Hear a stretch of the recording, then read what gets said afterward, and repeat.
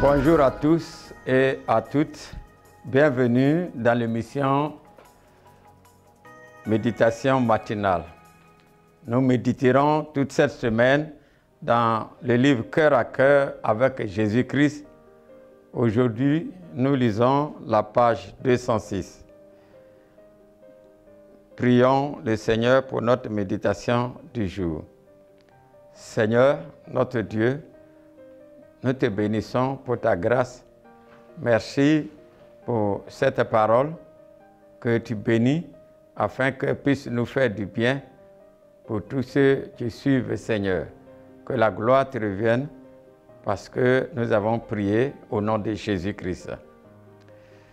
Notre méditation du jour est tirée du livre de Matthieu, le chapitre 28, le verset 20 que je lis. Et enseigne-leur à observer tout ce que je vous ai prescrit.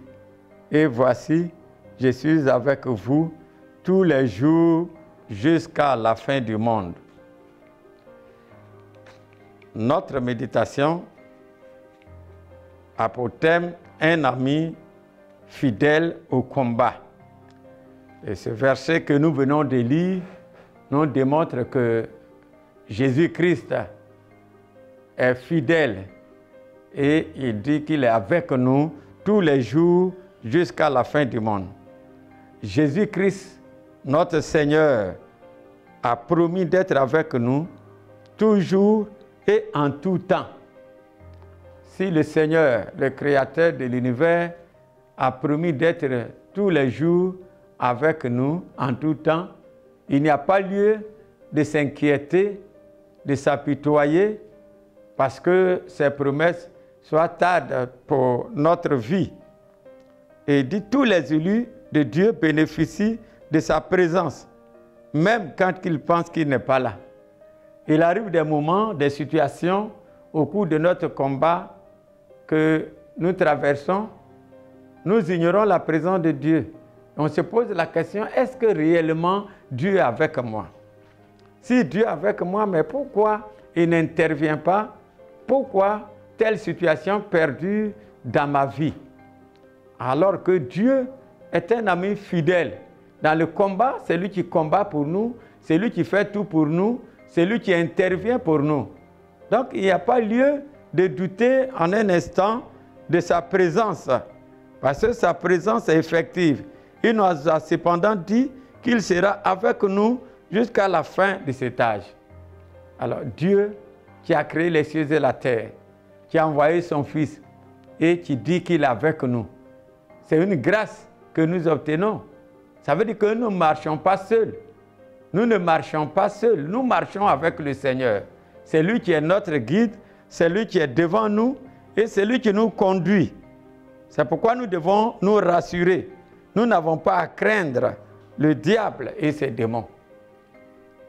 Jésus est celui qui a vaincu le diable et ses démons.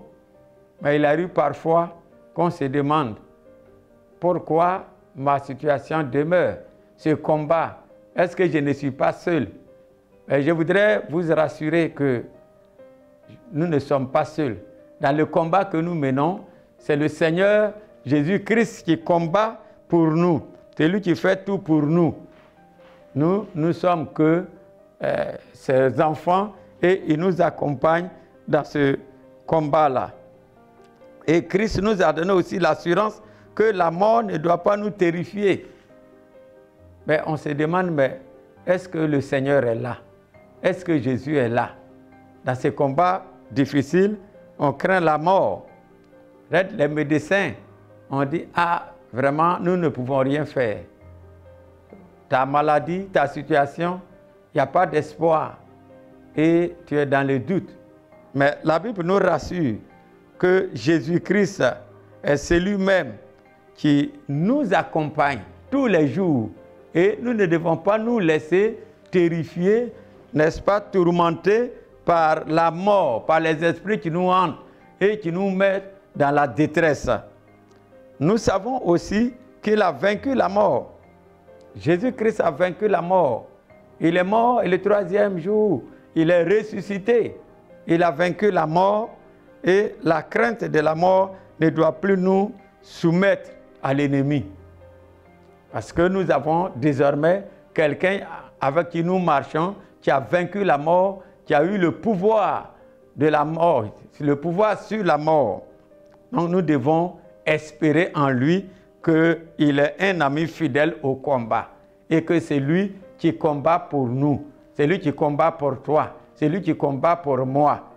Il n'y a pas lieu de s'affoler, de s'inquiéter. Il a aussi promis de pourvoir à nos besoins.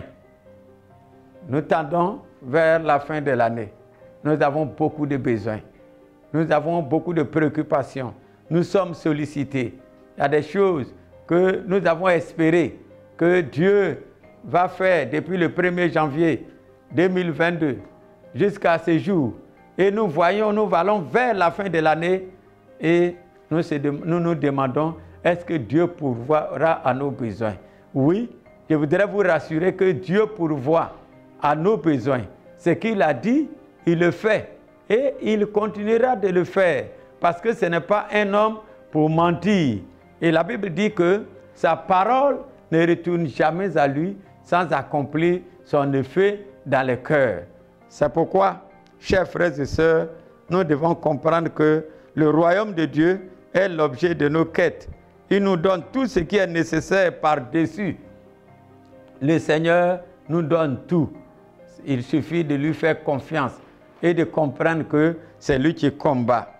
Et les armes de notre combat ne sont pas des armes charnelles, mais les armes de notre combat, ce sont des armes spirituelles. Il ne faut cependant pas oublier de faire sa volonté notre priorité. Alors, la leçon que nous pouvons tirer, enseigne-moi, Seigneur, à dépendre de ton esprit dans ce combat et accorde-moi la grâce de demeurer avec toi, ami fidèle. Nous te bénissons pour ta parole. Merci notre Dieu, parce que ta parole est la vérité. Merci de ce que tu combats avec nous, à nos côtés, et chaque jour tu pourvois. Que ton nom soit glorifié. Merci pour la méditation que tu as bénie au nom de Jésus. Amen.